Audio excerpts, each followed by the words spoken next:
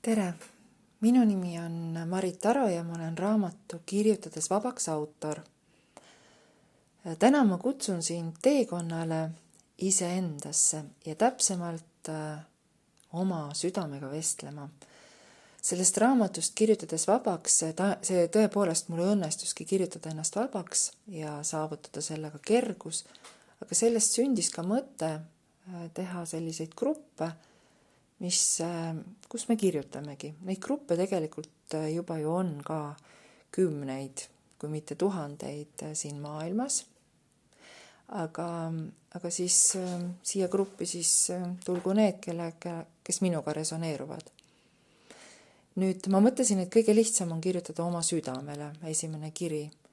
Ja ma tegin seda juba eelmisel nädalal ja huvitaval kombel see kiri muutus hoopis südamekirjaks minule. Et ma alustasin kirjaga tere minu süda, tänasin teda, et ta lööb, et ta on üle elanud kõik minu üleelamised, rõõmustanud minuga ja kurvastanud koos minuga.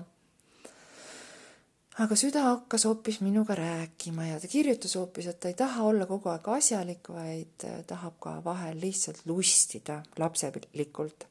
Ja meis kõigis on ju sisemine laps ja sisemine mees ja sisemine naine ja nii ma viisingi siis pühapäeval oma südame ehk siis oma sisemise lapse, aga ka mehe ja naise, oma sisemise perekonna viisin lihtsalt linna lõbutsema ja me käisime kohvikus ja kohvikus ma rääkisin oma Norras elava klassiõega, Tiiuga ja läbi Messengeri aga see oli nii selline armas vestlus ja me rääkisime südame asjadest, et ma sain aru, et ma ei olegi üksi kohvikus. Ja nii tekib üldse küsimus, et kas vahemaad on vahemaad. Täna ma rääkisin oma tütrega, kes on Austraalias ja ta oli nagu kõrvaltoas. Et kas vahemaad on vahemaad ja mis on tegelikkus, mis on reaalsus ja ma ei oskagi seda lauset jätkata. Aga igatahes kiri minu südamele ja ma hakkan nüüd kirjutama. Kui sa juba tundsid inspiratsiooni, siis võta paber ja pliiats ja hakka ka kirjutama, aga ma siis vaatan, ma ei tea praegu, mis ju tulema hakkab, aga ma lihtsalt toon näite sulle, kuidas mina seda teen. Ja kui see kõnetab sind, siis lase käia. Ma alustan. Tere minu süda.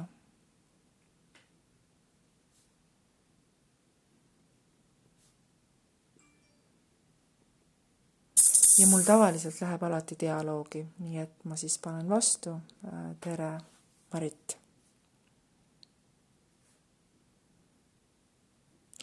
Ma siiski panen südamele südamekoju. Üks hetk.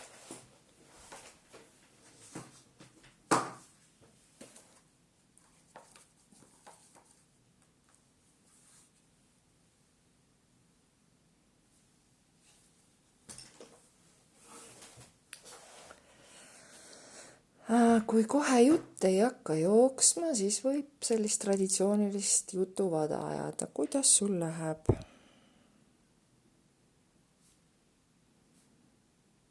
Küsin mina oma südamelt. Mul läheb hästi.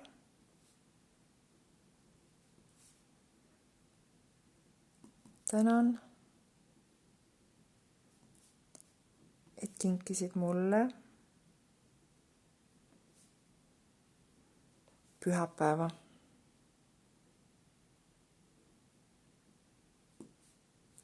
Terve päeva minu jaoks.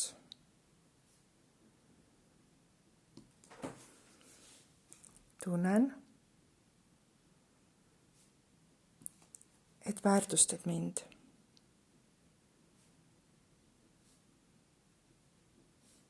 Ja läbi selle väärtustad iseend.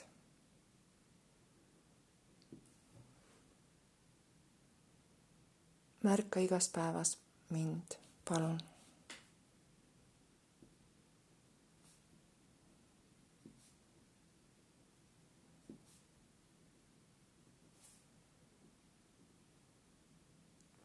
sellega märkad iseend.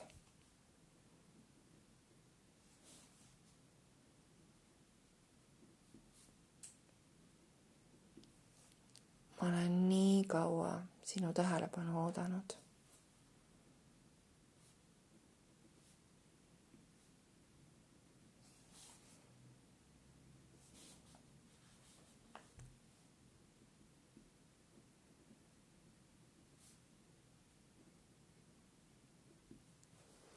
Ikka oled seadnud ühiskondlikud kohustused endast ettepoole.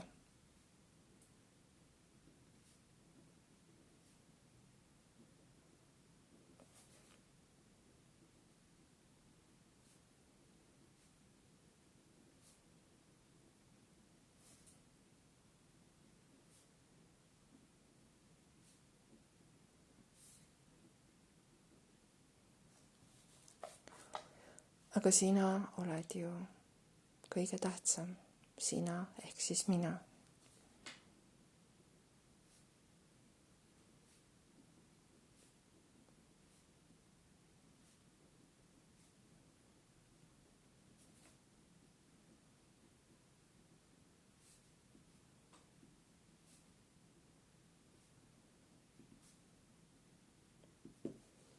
Oota korraks.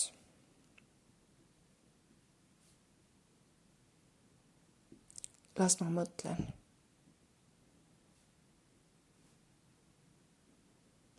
Ja sa ei pea seda kirjutama, lihtsalt oota. Kuula vaikust, vaikus kannab. Ole tasa, kuula.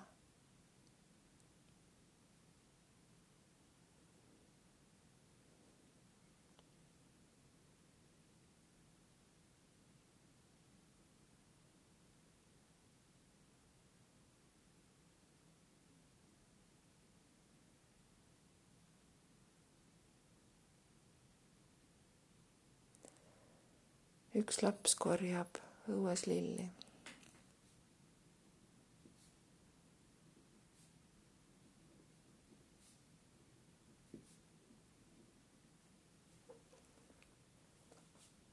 Sa oled ka seda teinud.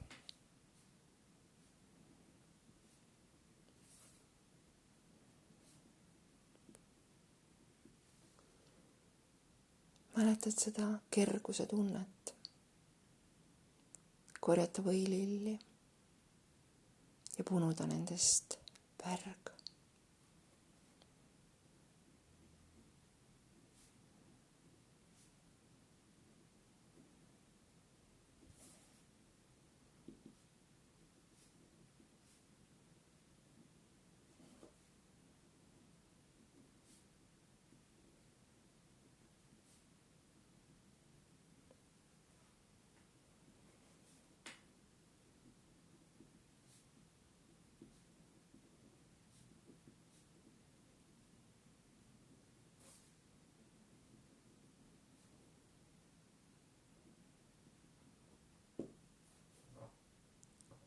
Siduda pärg niidiga number 10 ja asetada pärg pähe ja siis tunda end printsessina või kuningannana.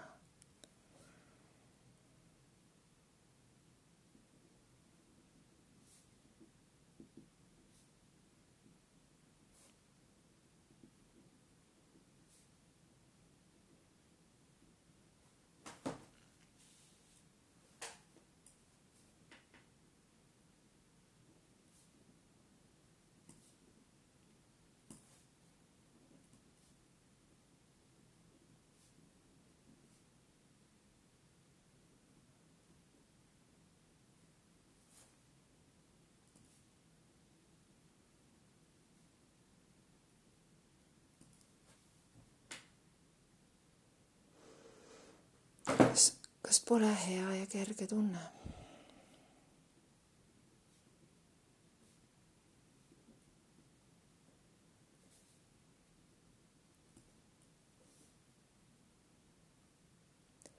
Sa peaksid igas päevas leidma midagi oma sisemise lapse rõõmustamiseks. mis annaks sulle samalaadse tunde, tasakaaluka ja samal ajal nii kergelt rõõmsa. See aitab sind hoida tervena.